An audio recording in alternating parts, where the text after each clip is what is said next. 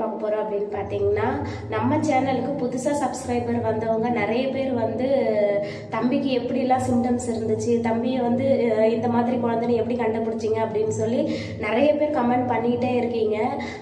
பழைய வீடியோஸ் பார்க்குறீங்களா என்னன்னு எனக்கு தெரியல, இருந்தாலும் உங்களுக்காக நான் ரிப்பீட்டடாக இந்த வீடியோ வந்து நான் போடுறேன், பாருங்கள். இப்போ வந்து பார்த்தீங்கன்னா பேக்ரவுண்ட் வந்து சேஞ்ச் ஆயிடுச்சு. என்னன்னு கேட்டிங்கன்னா, நம்ம வந்து மேலே வீடு கட்டிட்டு இருக்கோம். கிட்டத்தட்ட 2 வருஷமாக இந்த வீட்டு வேலை நடந்துக்கிட்டே இருக்குது. இன்னும் முடியல, இன்னும் ஒர்க் வந்து போய்கிட்டே தான் இருக்குது. அதான் கொஞ்சம் கொஞ்சமாக பைசா இருக்கும்போது கொஞ்சம் கொஞ்சமாக தான் இந்த வீட்டு வேலை நடந்துகிட்டே இருக்குது. எப்படி முடியறதுக்கு இன்னும் 3 months ஆகிடும் அப்படின்னு நினைக்கிறேன். பாப்பா வந்ததுக்கப்புறமா தான் நம்ம இந்த வீட்டுக்கு மாறுவோம் அப்படின்னு நினைக்கிறேன். வாங்க இன்றைக்கான வீடியோக்குள்ளே போகலாம்.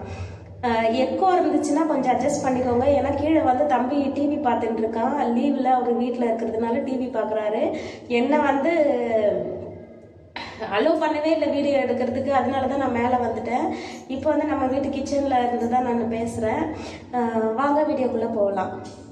இப்போ வந்துட்டு தம்பியை பார்த்தீங்கன்னா, நான் வந்துட்டு டெலிவரி ஆகி 15 நாள் வந்து எக்மோர் பேபி ஹாஸ்பிட்டலில் வச்சுருந்தேன் அப்படின்னு சொல்லியிருந்தேன். அதுக்கப்புறமா தான் தம்பியை வந்து நம்மக்கிட்ட கொடுத்தாங்க. டிஸ்சார்ஜ் பண்ணி வீட்டுக்கு அனுப்பிச்சதுக்கப்புறம் என்னெல்லாம் நடந்துச்சு அப்படின்றத நான் சொல்கிறேன். டிஸ்சார்ஜ் ஆகி நான் வீட்டுக்கு வந்ததுக்கப்புறம் பார்த்தீங்கன்னா, ஆல்ரெடி நம்ம ஹாஸ்பிட்டலில் இருக்கும் போதே தம்பி வந்துட்டு டெவலப்மெண்ட் டிலேடட் அப்படின்னு தான் சொல்லி தான் குழந்தைய வந்து கொடுத்தாங்க. 1 வயசுக்கு உண்டான வளர்ச்சி வந்து 5 வயசில் தான் வரும் அப்படின்ற மாதிரி, கொஞ்சம் டெவலப் வந்து கம்மியாக தான் இருக்கும் அப்படின்ற மாதிரி சொல்லி தான் நம்மக்கிட்ட கொடுத்தாங்க. ஆனால் அவங்க அப்படி சொல்லி கொடுத்தாலுமே எனக்கு வந்து ஒரு நம்பிக்கை இருந்துச்சு. இல்லை, நம்ம குழந்தை வந்து சரியாயிடுவான் அப்படின்னு சொல்லி கொஞ்சம் நம்பிக்கை இருந்துச்சு. நம்ம வீட்டுக்கு கூப்பிட்டு போனால் நம்ம சரி பண்ணிடலாம், ஒருவேளை நம்ம ஹாஸ்பிட்டல்லே இருக்கிறதுனால நம்மளை பயமுறுத்திக்கிட்டே இருக்காங்களோ அப்படின்னு நினச்சிட்டு நான் என்ன பண்ணேன், தம்பியை கூட்டிகிட்டு வீட்டுக்கு வந்ததுக்கப்புறம் என்ன நடந்துச்சு அப்படின்னு பார்த்தீங்கன்னா, 45வது நாள் ஊசி போட போவோம் பார்த்தீங்களா, குழந்தைங்களுக்கு 45 days இன்ஜெக்ஷன் பண்ண போகும்போது, தடுப்பூசி போடும்போது என் கூடவே 45 daysல வந்து குழந்தைய வந்து என்ன மாதிரி பேரண்ட் கிடையாது, ஒரு பேரண்ட் வந்து குழந்தைய வச்சுருந்தாங்க. அந்த குழந்தையோட மூமெண்ட்ஸ் வந்து எப்படி இருந்துச்சுன்னா, ஃபேஸ் பார்த்துச்சு, அந்த குழந்தை ஃபேஸ் பார்க்குது, சிரிக்குது, லைட்டாக ஸ்மைல் பண்ணுறது, அந்த ஓரளவுக்கு கொஞ்சம் ஆக்டிவாக இருந்தது. அந்த குழந்தையோட நம்ம தம்பியை கம்பேர் பண்ணும்போது தம்பி வந்துட்டு அதே சைலண்ட்டாக இருந்த மாதிரி தான் இருந்தது. நம்ம ஃபேஸ் கட்டு சரியாகவே பார்க்கவே இல்லை. எனக்கு அப்போவே ஒரு சின்ன டவுட் இருந்துச்சு, ஒரு 45 நாள் குழந்தை வந்து அந்த குழந்தை அவ்வளோ ஆக்டிவாக இருக்கும்போது நம்ம தம்பி வந்து ஆக்டிவாக இல்லாத மாதிரி கொஞ்சம் லைட்டாக ஃபீல் ஆச்சு. இருந்தாலும் ஒரு சில குழந்தைங்களுக்கு நம்ம கம்பேர் பண்ணி பார்க்கக்கூடாதுல்ல. ஒரு சில குழந்தைங்களுக்கு சீக்கிரத்துலேயே இம்ப்ரூவ்மெண்ட் நிறைய இருக்கும், ஒரு சில குழந்தைங்களுக்கு கொஞ்சம் லேட் ஆகும். நம்மளுக்கு லேட் ஆகும் தானே சொல்லியிருக்கிறாங்க அப்படின்னு சொல்லிட்டு நானுமே இன்ஜெக்ஷன் பண்ணிட்டு வந்துட்டேன். அதுக்கப்புறம் எப்பவும் போல் அந்த 2.5 மாதம் ஊசி, 3.5 மாதம் ஊசி அதெல்லாம் போட்டேன். கரெக்டாக நான் 3.5 மாதம் ஊசி போடும் போது தான் எனக்கு வந்துட்டு என்ன ஃபீல் ஆச்சுன்னா, 3.5 மாதம் ஊசி போட வந்த குழந்தைங்க எல்லாத்துக்குமே கழுத்து நின்றுச்சு. எல்லாரும் குழந்தையுமே அப்படியே நம்ம 3.5 மாதம் குழந்தைய அப்படியே தோளில் போட்டு தலையை பிடிக்காம தான் தூக்கிட்டு வந்தாங்க. நான் வந்துட்டு இன்னமும் அந்த பேபி பெட்லேயே தான் வச்சிருக்கிறேன் குழந்தைய. தம்பி வந்து அந்த பேபி பெட்லேயே தான் வச்சிருக்கிறேன். ஏன்னா தம்பி வந்து வெயிட் வந்து இன்க்ரீஸ் ஆகவே இல்லை. கிட்டத்தட்ட பார்த்தீங்கன்னா தம்பிக்கு வந்துட்டு 1 வயசு வரைக்குமே எத்தனை கிலோ இருந்தான்னா 6.5 என்னமோ தான் இருந்தான். அவ்வளோ வெயிட் தான் இருந்தால், அதுக்கு மேலே வெயிட் இன்க்ரீஸ் ஆகவே இல்லை. அதுக்கான ரீசனையும் நான் சொல்கிறேன், வீடியோவை ஸ்கிப் பண்ணாமல் பாருங்கள். அப்புறம் பார்த்தீங்கன்னா குழந்தை வந்து நார்மலாக தூக்கிட்டு வராங்க. நம்ம குழந்தை வந்து இன்னும் கூட நம்ம முகத்தை பார்க்கலையே அப்படின்ற மாதிரி ஒரு லைட்டாக ஒரு சின்ன டவுட் இருந்துகிட்டே இருந்துச்சு. அப்போ கழுத்து நிற்கல, நம்ம போயிட்டு இந்த இன்ஜெக்ஷன் பண்ணிவிட்டு நம்ம போயிட்டு ஒரு குழந்தைங்க டாக்டர்கிட்ட போய் காமிக்கலாம் அப்படின்னு சொல்லி நான் வந்து ஆல்ரெடி ட்ரீட்மெண்ட் வந்துட்டு, அதாவது நம்மளுக்கு இர்ரெகுலர் ப்ராப்ளம் இருந்துச்சு கல்யாணத்துக்கு முன்னாடி, அந்த டாக்டர்கிட்டயே நான் போயிட்டு குழந்தைய கூப்பிட்டு போய் காமிச்சதுக்கப்புறம் என்ன சொன்னாங்கன்னா, குழந்தைக்கு வந்துட்டு ரிப்போர்ட்ஸ் எல்லாமே பார்த்துட்டு அவங்க என்ன சொன்னாங்கன்னா, இவனுக்கு வந்துட்டு டெவலப் வந்து கம்மியாக தான் இருக்குது. ரிப்போர்ட்ஸில் எல்லாமே கொடுத்துருக்காங்கல்ல, ஆல்ரெடி ஃபிக்ஸ் வேறு வரும் அப்படின்னு சொல்லி போட்டிருக்காங்க. நீ எப்போவாது அவனுக்கு ஃபிக்ஸ் வந்தது நீ பார்த்துருக்கியா அப்படின்னு சொல்லி கேட்டிருந்தாங்க. இல்லை, எனக்கு வந்து ஃபிக்ஸுக்கு வந்து சிரப் கொடுத்துருந்தாங்க, அந்த சிரப் வந்து நான் கண்டினியூஸாக இப்போ கொடுத்துட்டே தான் வரேன் அப்படின்னு சொன்னேன். அதுக்கப்புறம் என்ன சொன்னாங்கன்னா, அவங்க வந்துட்டு ஒரு ஹாஸ்பிட்டல் வந்து சஜஷன் பண்ணாங்க. அங்கே போயிட்டு ஒரு சின்ன அக்குபஞ்சர் நீடில் போடுவாங்க பார்த்தீங்களா, அந்த மாதிரி நீடில் வந்து ஹெட்டுக்கு போடுவாங்க, தலைக்கு போட்டால் அது வந்து ஓரளவுக்கு கண்ட்ரோல் ஆகிறது வாய்ப்பு இருக்குது. நீ எவ்வளோ சீக்கிரம் கூப்பிட்டு போறியோ அவ்வளோ சீக்கிரத்தில் ட்ரீட்மெண்ட் நீ ஸ்டார்ட் பண்ணினா குழந்தையோட கழுத்து நிற்கிறதுக்கு நிறைய வாய்ப்பு இருக்குது அப்படின்ற மாதிரி சொல்லியிருந்தாங்க. அப்போ தான் எனக்கு வந்துட்டு நான் மறுபடியும் போய் கேட்குறேன், எனக்கு வந்து வெயிட் இன்க்ரீஸே ஆகலையே, அதுக்கு நான் என்ன பண்ணட்டும் அப்படின்னா, நீ டேரெக்டாக ஃபீட் பண்ணுறியா அப்படின்னு கேட்டாங்க. அப்போ நான் என்ன சொன்னேன், டேரெக்டாக ஃபீட் பண்ணால் அவன் என்கிட்ட ஃபீட் பண்ணி குடிக்கிறது கிடையாது. நான் வந்துட்டு பாலாடையில் தான், சங்கு சொல்லுவாங்கள்ல, அந்த பாலாடையில் தான் நான் எடுத்து அவனுக்கு வந்து பாலாடையில் தான் நான் கொடுக்குறேன் அப்படின்ற மாதிரி சொல்லியிருந்தேன். அவனுக்கு வந்துட்டு எப்படி சொல்கிறது, சப்பி கூட குடிக்க தெரியல குழந்தைக்கு, அந்தளவுக்கு வந்து பிரெயின் வந்து ரொம்ப பாதிச்சிருக்கு அவனுக்கு அப்படின்ற மாதிரி சொல்லியிருந்தாங்க. அப்போ இவனை எப்படி தான் சரி பண்ணுறது அப்படின்றப்போ அந்த அக்குபஞ்சர் நீடில் அந்த ட்ரீட்மெண்ட்டுக்கு போங்க அப்படின்னு சொல்லியிருந்தாங்க. அப்போ எனக்கு வந்துட்டு நான் அம்மா வீட்டில் இருந்து நான் கோயம்பேடு போகணுன்னா 2.5 மணி நேரம் ஆகிடும். நான் வந்து அம்மா வீட்டிலேருந்து 2-3 பஸ்ஸு மாறி நான் போகிற மாதிரி இருக்கும். அப்போ டெய்லி நான் குழந்தைய கூட்டிகிட்டு போயிட்டு வர முடியாது. எனக்கு ரொம்ப கஷ்டமாக தான் இருந்துச்சு. 5 மாதத்துக்கு அப்புறமா தான் நான் வந்து பெரிய தம்பியை வந்து என் ஹஸ்பண்ட் வீட்டுக்கே நான் கூப்பிட்டு வந்தேன். அப்போ என்னால் ட்ரீட்மெண்ட்டு வந்துட்டு அந்த ஸ்டேஜில் அவங்க சொன்ன அந்த 3.5 மாதத்துலேருந்து என்னால் அந்த ட்ரீட்மெண்ட் எடுக்க முடியல, நான் போகவே இல்லை. அதுக்கப்புறம் சரி நம்ம வீட்டுக்கு போயிடலாம், நம்ம கும்மிடி பூண்டி போயிட்டு நம்ம வீட்டுக்கார்ட்ட சொல்லிட்டு நம்ம மாமா கூட நம்ம போகலாம் அப்படின்ற மைண்ட் செட்டில் நான் சரி நம்ம கொஞ்சம் ஒரு 2 மாதம் தானே இப்போவே ஸ்டார்ட் பண்ண சொல்லிட்டாங்க, நம்ம ஒரு 2 மாதம் கழிச்சு நம்ம ஸ்டார்ட் பண்ணுவோம் அப்படின்ற மைண்ட் செட்டில் தான் இருந்தேன். அதுக்கப்புறம் பார்த்தீங்கன்னா தம்பி வந்து டேரெக்டாக ஃபீட் பண்ணாததுனால வெயிட்டுமே இன்க்ரீஸ் ஆகலை. அப்புறம் வந்துட்டு எப்படி கண் வந்து எப்படி இருந்துச்சுன்னா, தம்பிக்கு மாறு கண்ணு சொல்லுவாங்க தெரியுங்களா, ஒரு கண்ணு நல்லா இருக்கும், ஒரு கண் வந்துட்டு வேற ஒரு பொசிஷனில் இருக்கும். அந்த மாதிரி கண்ணு வந்து மாற்று கண் மாதிரி இருந்துச்சு தம்பிக்கு. அதுவும் இல்லாமல் தம்பி வந்து எப்போ பாரு குழந்தையிலே சொல்கிறேன், பிறந்து அவன் கண்ணு திறந்து நல்லா பார்ப்பாங்க. ஒரு ஸ்டேஜ் வரைக்கும் குழந்தைங்க தூங்கிட்டே இருப்பாங்க. அதுக்கப்புறம் குழந்தைங்க கொஞ்சம் ஆக்டிவ் ஆகும்போது கண்ணெல்லாம் திறந்து பார்ப்பாங்க பார்த்தீங்களா. அப்புறம் அந்த பார்க்குற ஸ்டேஜில் பார்த்தீங்கன்னா தம்பி வந்துட்டு நம்ம ஃபேஸை வந்துட்டு டைரெக்டாக பார்க்க மாட்டான். டைரெக்டாகவே அவனுக்கு பார்க்கவே தெரியாது. அப்படியே இப்படியே இப்படியே தான் இருக்கும் அவன் கண்ணு. எல்லாருமே அவனை எங்கள் வீட்டு பக்கத்தில் இருக்கிறவங்கெல்லாம் இவனுக்கு என்ன ப்ராப்ளம்ன்றது தெரியாது, ஆனால் கிண்டலுக்கு மேலே பார்த்தாரு அப்படின்னு சொல்லி கிண்டல் பண்ணுவாங்க அவனை. அப்பவுமே எனக்கு தோணலை இந்த மாதிரி இவன் மேலேயே பார்த்துட்டு இருக்கான், நம்ம ஃபேஸ் பார்க்க மாட்டேன்றான் அப்படின்றது ஒரு சின்ன டவுட் இருந்தாலுமே அது இன்னும் வளர சரியாயிடும் அப்படின்னு சொல்லிட்டே இருந்தேன். அதுக்கப்புறம் பார்த்தீங்கன்னா ஒரு 3.5 மாதம் கழிச்சு தடுப்பூசி எல்லாம் போட்டு முடிச்சதுக்கப்புறம் தம்பிக்கு வந்துட்டு ஃபிக்ஸ் வர ஸ்டார்ட் ஆச்சு. ஃபிக்ஸ் வந்து தம்பிக்கு எப்படி வரும் அப்படின்னு பார்த்தீங்கன்னா, 2 கையும் இப்படி போயிடும், 2 காலுமே இப்படி போயிடும். கையும் இப்படி எக்ஸ் மாதிரி போயிடும், காலும் எக்ஸ் மாதிரி போயிடும். அப்படியே எப்படி சொல்கிறது, காலை 2 மேலே தூக்கிக்குவான், கையை 2 இப்படி கீழே இறக்கிக்குவான். தலையை வந்து டக்குன்னு இந்த எக்ஸ் மாதிரி கை இருக்குது பார்த்தீங்களா, இந்த கையில் வந்து இப்படி வந்து முட்டிப்பான். இப்படி முட்டிக்கினா இந்த இடத்துல முட்டுற இடத்துல கை எண்டு முடிகிற இடத்துல 2 கால் எக்ஸ் மாதிரி இருக்கும். அந்த மாதிரி படுத்திருக்கிற குழந்தை சடனாக அப்படி கோழி முட்டை மாதிரி ஆனால் நம்மளுக்கு எப்படி இருக்கும் அந்த மாதிரி வர ஆரம்பிச்சிது. அதை வந்து எங்களுக்கு ஃபிக்ஸ்ன்னு தெரியாமல் நாங்கள் என்ன நினச்சிட்டோம், சரி தம்பி வந்து இப்போ தான் கொஞ்சம் விளையாடுற ஸ்டேஜ் போல் அப்படின்னு நினச்சிட்டோம். இவ்வளோ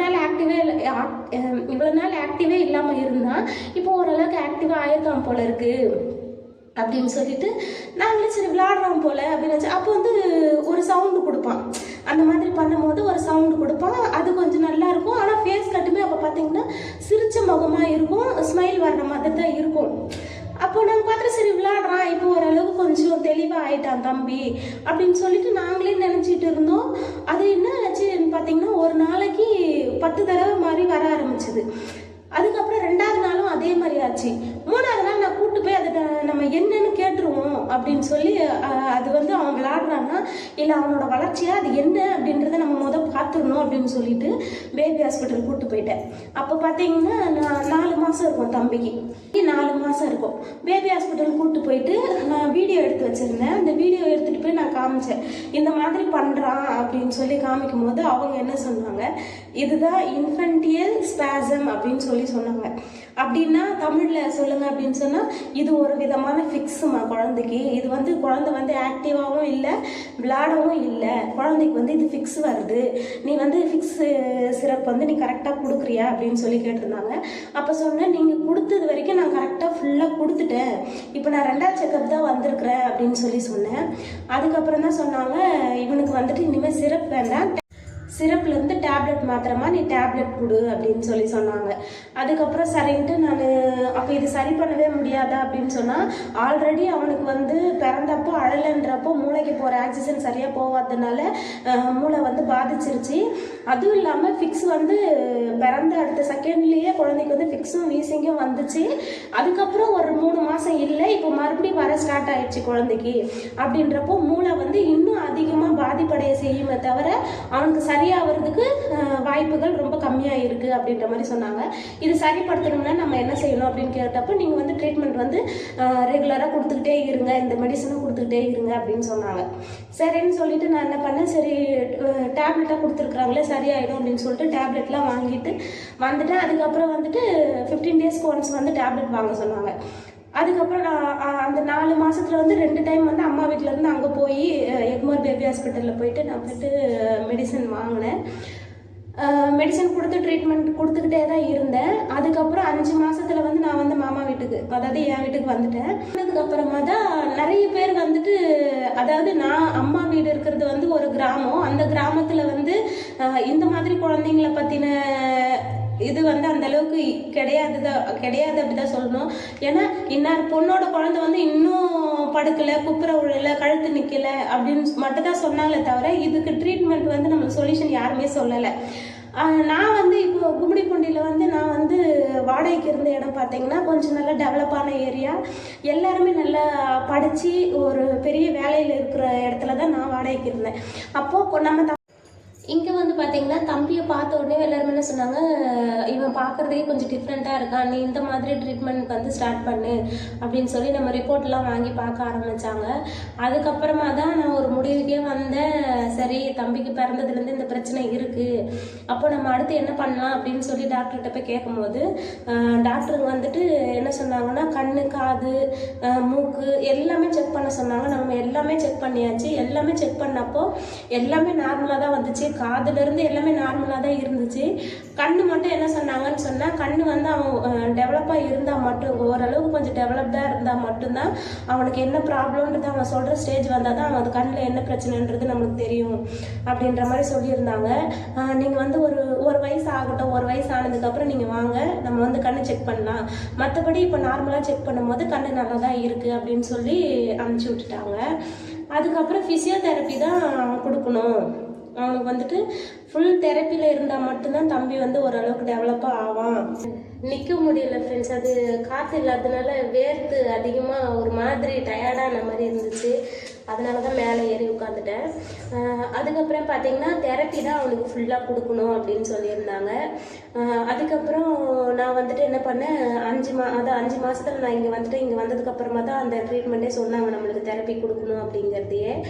அதுக்கப்புறம் என்ன செஞ்சேன்னா, நம்ம வந்து தெரப்பி வந்து எங்கே கொடுக்கலாம் அப்படின்னு கேட்கும்போது கும்மிடிப்பூண்டி பஜாரில் வந்துட்டு ஒரு தெரப்பி சென்டர் வந்து அப்போ தான் ஓப்பன் பண்ணியிருந்தாங்க. அப்போ வந்துட்டு நான் என்ன பண்ணுவேன், டெய்லி 5.5 மாதத்துலேருந்து ஸ்டார்ட் பண்ணணும்னு நினைக்கிறேன். அப்போ வந்து எனக்கு கவர்மெண்ட்டில் வந்து தெரப்பி பண்ணுறாங்க அப்படின்றது எனக்கு தெரியாது. ஆனால் வந்து என்ன சொன்னாங்கன்னா, எக்மோர் பேபி ஹாஸ்பிட்டலில் வாரத்துக்கு ஒரு நாள் வந்துட்டு நீங்கள் வந்துட்டு ஹாஸ்பிட்டலே வந்து தெரப்பி கொடுங்க அப்படின்ற மாதிரி சொல்லியிருந்தாங்க. வாரத்துக்கு ஒரு நாள் அப்படின்றப்போ நம்மளால் ஒரு வாரம் போக முடியாது. அப்போ வந்து மாமா வந்து சிலிண்டர் வண்டி தான் ஓட்டிகிட்டு இருந்தாங்க. சிலிண்டர் வண்டி ஓட்டின்னு இருக்கும்போது ஒரு நாளைக்கு இருப்பாங்க, ஒரு நாளைக்கு இருக்க மாட்டாங்க, 2 நாள் இருப்பாங்க, 3 நாள் இருக்க மாட்டாங்க. அந்த மாதிரி ரொம்ப லாங் டிரைவிங்லாம் போயிட்டாங்கன்னா இருக்க மாட்டாங்க. அப்போது மாமா இல்லைனாலும் நம்மளால் கூப்பிட்டு போக முடியாது, நம்மளுக்கு அந்த சைடு பழக்கமும் கிடையாது.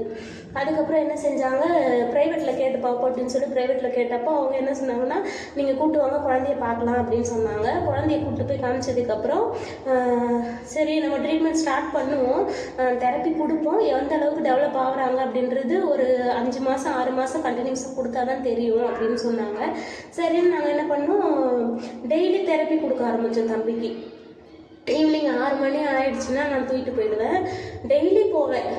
அது வந்து கிட்டதான்றப்போ நம்மளுக்கு பக்கமாக இருந்துச்சு. மாமா இல்லைனாலும் நான் சாயந்தரம் 6 மணிக்கு கரெக்டாக தெரப்பி கூப்பிட்டு போயிடுவேன்.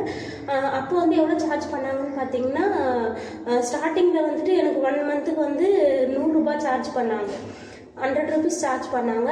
அதுக்கப்புறம் வந்து நாங்கள் 1 மந்த் நாங்கள் ரெகுலராக வரோம் அப்படின்றதுக்கப்புறம் கம்மி பண்ணி 50 ரூபாய் வாங்க ஆரம்பித்தாங்க. மற்றவங்க எல்லாருக்குமே அதிகம்தான். நம்ம குழந்தை சின்ன குழந்தை அப்படின்றதுனால ரெகுலராக வரோம் அப்படின்றதுக்காக அவங்க 50 ரூபாய் கம்மி பண்ணி அதுக்கப்புறம் 1 மாதத்துக்கு அப்புறத்துலேருந்து நம்மளுக்கு 50 ரூபாய் தான் வாங்க ஆரம்பித்தாங்க.